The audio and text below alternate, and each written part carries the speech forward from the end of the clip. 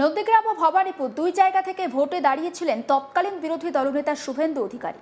2026-এর বিধানসভা ভোটে দুটি কেন্দ্র থেকেই তিনি জিতেছেন। এরপর ভবানীপুর আসনটি রেখে নন্দীগ্রাম আসনটি ছেড়ে দেন। এই আসরে আগামী দিনে উপনির্বাচন হবে, কিন্তু সূত্রের খবর এই আসনের জন্য নাকি প্রার্থী খুঁজে পাচ্ছে না তৃণমূল কংগ্রেস।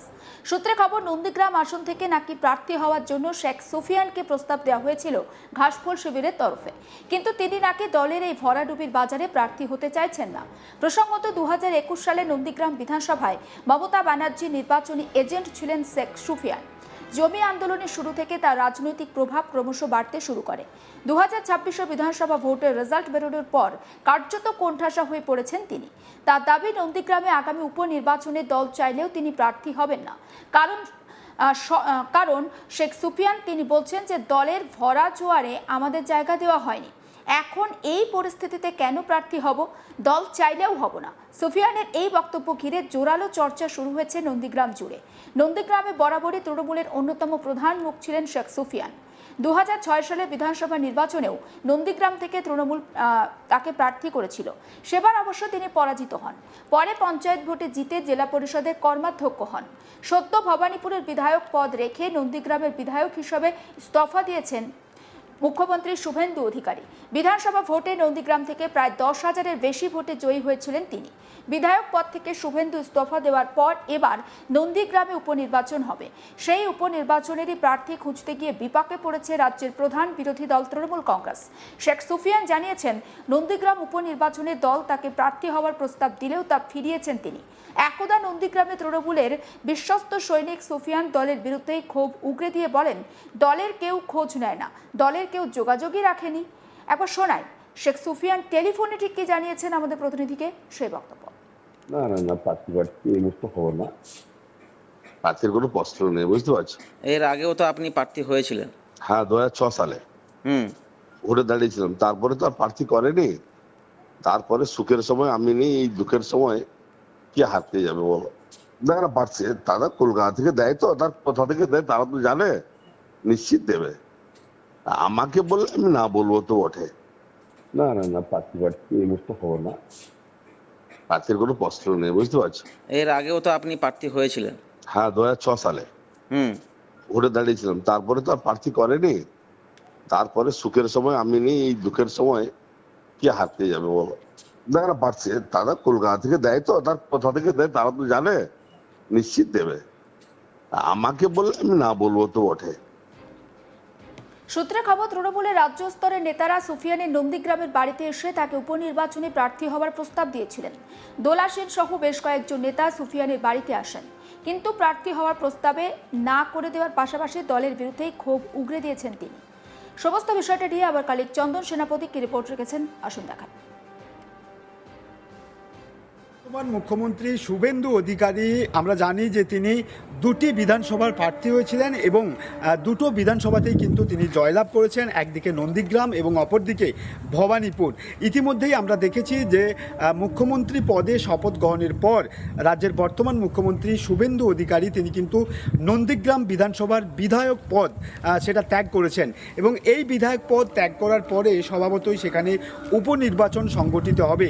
এখনও পর্যন্ত নির্বাচন কমিশনারের পক্ষ থেকে কোনো রকম নির্বাচন বা উপনির্বাচনের দিনক্ষণ সেটা কিন্তু ঘোষণা করা হয়নি। তার মাঝেই প্রার্থী খোঁজার কাজ শুরু করেছে বর্তমান রাজ্যের বিরোধী দল তৃণমূল কংগ্রেস। এই প্রার্থী খোঁজা নিয়ে কার্যত চরম অস্বস্তিতে পড়েছে রাজ্য তৃণমূল কংগ্রেস নেতৃত্ব।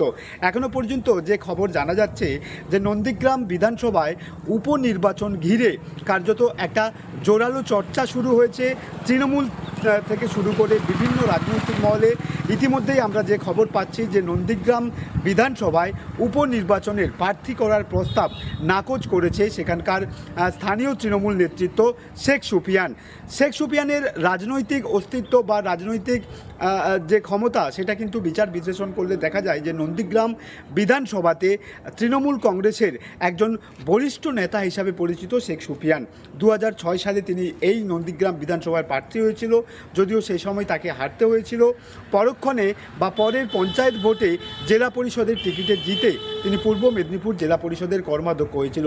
2021 সালেও আমরা দেখেছি তৎকালীন মুখ্যমন্ত্রী মমতা বন্দ্যোপাধ্যায় যখন নন্দীগ্রাম বিধানসভার প্রার্থী হয়েছিলেন সে সময় সময়ে কিন্তু এই শেখ সুফিয়ানকে তৎকালীন মুখ্যমন্ত্রী মমতা বন্দ্যোপাধ্যায় তিনি তার নির্বাচনী এজেন্ট করেছিলেন এবং তার উপরেই ভরসা রেখেছিলেন। 2026-এও আমরা দেখেছি যে নন্দীগ্রাম বিধানসভাতে রাজ্য তৃণমূল কংগ্রেস নেতৃত্ব তারা পবিত্র করকে প্রার্থী করেছিল, যদিও পবিত্র কর তিনি তৎকালীন বিরোধী দল বিজেপি থেকে তৃণমূল কংগ্রেস জয়েন করেছিল।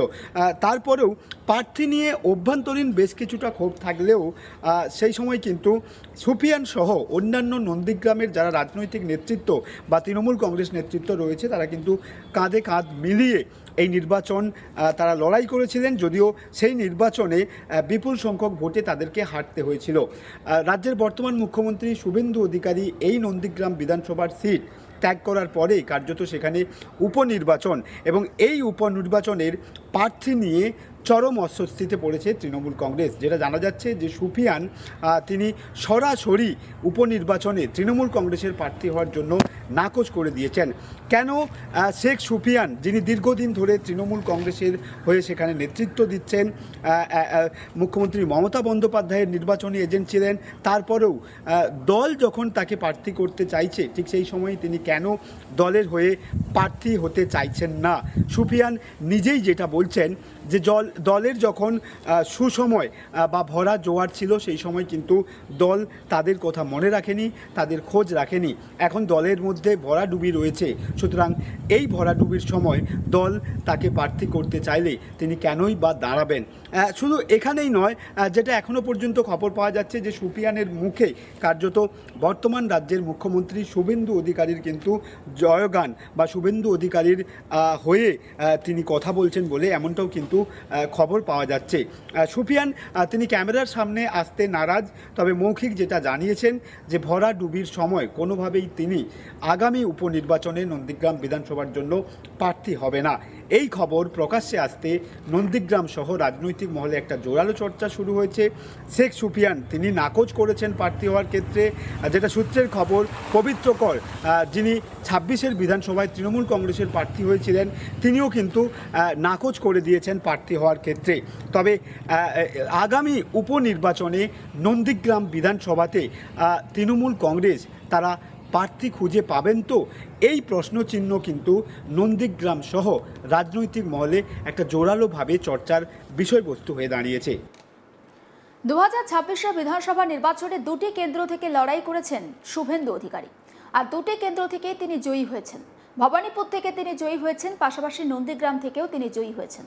কিন্তু দুটি কেন্দ্র তো একসঙ্গে বিধায়ক হিসাবে থাকা যায় না বা রাখা যায় না, তাই শুভেন্দু অধিকারী সিদ্ধান্ত নিয়েছেন ভবানীপুর তিনি সেখানকার বিধায়ক হিসাবে থাকবেন আর নন্দীগ্রামটা ছেড়ে দিচ্ছেন।